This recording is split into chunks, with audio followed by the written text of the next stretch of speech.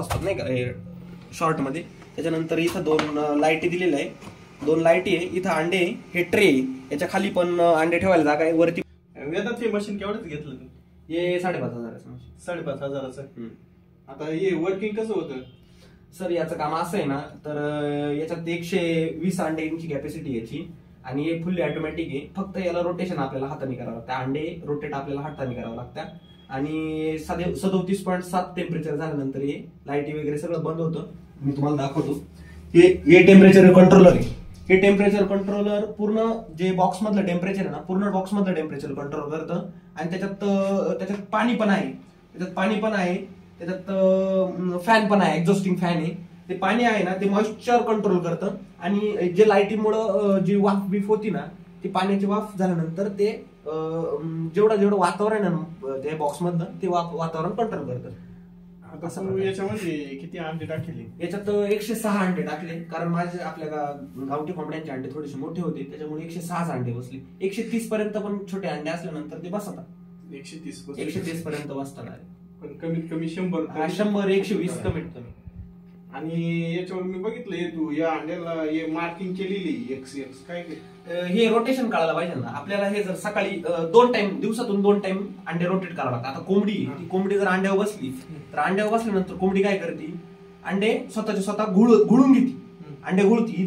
प्रत्येक शेतकऱ्याला जो कोंबडी पालन करतो त्याला माहिती असेल की कोंबडी हे घुळून घेते. तर अंडे ही कोंबडी नाही, ही मशीन आहे. तर मग याला आपल्याला हाताने घोळावं लागतील अंडे. तर मग एक साइड आपण सकाळी रोटेट केली, तर दुसरी साइड कशी कळेल आपल्याला? दोन्ही साइड नको अंडे सारखेच आहे ना, मग एक साइड आपण त्याला क्रॉस मार्किंग केलेली. त्याच्यासाठी का हे मला काय वाटलं माहितीये का, ते एक्स आणि वाय म्हणजे नाही तसं नाही. कोंबडा कोंबडी या गोष्टीचं केलं काय? नाही म्हणून म्हणलं ते मार्किंग तो आता डिसाईड केलं काय? नाही. वेदांत भाऊ, याच्यातून किती दिवसानंतर पिल्लं निघत्या? याच्यातून 21 दिवसानंतर पिल्लं निघत्या. याच्यात आहे ना असा प्रॉब्लेम आहे सर, पिल्लं आपण 21 दिवसानंतर याच्यातून पिल्लं निघणार आहे. 21 दिवसानंतर पिल्लं निघाल्यानंतर पिल्लू हे थोडस चिकट वल्ल राहणार आहे. याच्यात चिकट पदार्थ राहतो अंड्यात, आपल्याला माहिती आहे. किंवा आपण आईची नाळ म्हणतो त्या प्रकारची ती नाळ, समजा धरून चला नाळ राहते. तर ती कोरडी होण्यासाठी आपल्याला ना याच्यामध्ये ते जवळ ड्राय होत नाही पिल्लू, तोपर्यंत याच्यात ठेवायचं. याच्यात ठेवल्यानंतर आपले ब्रुडिंग रूम आहे, आपल्या फार्मवरती ब्रुडिंग रूम आहे. याच्यानंतर 2-3 तासानंतर ते ड्राय झाल्यानंतर ब्रुडिंग वरती शिफ्ट करायचं पिल्लू. तुम्हाला 21व्या दिवशी मी व्हिडिओ काढून पाठवेल, बघा तुम्ही. याच्यातून 21 दिवसानंतर जे पिल्लं निघणार आहे, आणि मग ते याच्यामध्ये इकडे तिकडे पाळणार नाही का? याच्यामध्ये आपण ते 21व्या दिवशी आपल्याला माहिती पिल्लं निघणार आहे, आपण आधी ज्या दिवशी अंडे ठेवले ना त्या दिवशीची तारीख लिहून ठेवायची. त्या दिवशी तारीख लिहून ठेवल्यानंतर त्याच दिवशी नंतर 21व्या दिवशी म्हणजे 20व्या दिवशी आपण लक्ष ठेवायचं. 18-19 पासूनच चांगलं लक्ष द्यायचं, दिवसभर बघायचं. याच्यात हे बघा, इथं जागा आहे बघण्यासाठी, इथून आपण बघू शकतो. इथून आपण पिल्लं बघायचं तर एखादं पिल्लू निघालंय का. आणि समजा जर निघायला अडचणच येत असेल, ते काही वेळेस कवच फुटत नाही, ते कवच आपण हाताने सुद्धा फोडून पिल्लू बाहेर काढायचं त्या कवचामधून आणि व्यवस्थित बघून घ्यायचं आणि ड्राय होऊन द्यायचं आणि मग नंतर शिफ्ट करायचं. आणि याचा दुसरा असं काही प्रॉब्लेम येत नाही? नाही, अजून बघू आपण काय प्रॉब्लेम येतोय का. म्हणजे आपलं फर्स्ट टाइम आहे, आपण बघू काय प्रॉब्लेम येतोय काय नाही. आपण चॅनल मार्फत आपण आपल्या प्रेक्षकांना दाखवून देऊ. पण तुम्हाला त्यांनी सांगितलं असं ना, आता समजा लाईटवर वर्किंग करते, पण जर लाईटीचा काही प्रॉब्लेम झाला तर मग कसं ऍडजस्ट करायचं? याला आहे ना कॅपॅसिटी, जरी लाईट 3-4 तास जरी लाईट नसली तरी याच्यामधलं जे टेम्परेचर आहे ना ते मेंटेन राहतं. आता कोंबडी खुडूक आहे, ती खुडूक झाल्यानंतर तिला हागायला किंवा खायला प्यायला उठावं लागणारच. ती काही कंटिन्यू त्या अंड्यानं बसून नाही राहणार. त्याच्यामुळे 2-3 तास जरी दिवसातून पर डेला 3 तास जरी लाईट गेली ना तरी तुम्हाला काय अडचण येणार? काहीच अडचण येणार. टेम्परेचर याच्यातलं मेंटेनन्स राहणार आहे. मशीन आणायच्या ऐवजी कोंबडीच का बरं नाही बसवली? याच्याऐवजी आपण जर कोंबडी बसवली असती तर तुम्हाला आता मी सांगतो, कोंबडी बसवल्यानंतर कोंबडी एक ठिकाणी बसत नाही, ती उठून जाते. नवीन तलक कोंबडी राहते, ती कोंबडी एक ठिकाणी बसत नाही. ती जर आपण एका कोंबडी खाली 10-15 अंडे टाकले तर ती 15च्या 15 काढत नाही, ती उठून जाती, तिला प्रॉब्लेमच येतो. त्याच्यानंतर ती खातच नाही का, मग असे प्रॉब्लेम येतात. आणि एकखटी 15 अंडे ठेवल्यानंतर एक कोंबडी खाली ती 15च्या 15 अंडे काढत नाही. त्याच्यामुळे काय प्रॉब्लेम होते, अंडे खराब होऊन जाते, अंड्यांचे तर पैसे जाते, पिल्लं निघते नाही. त्याच्यामुळं काय आपण मशीन मधून पिल्लं काढण्याचा निर्णय घेतला.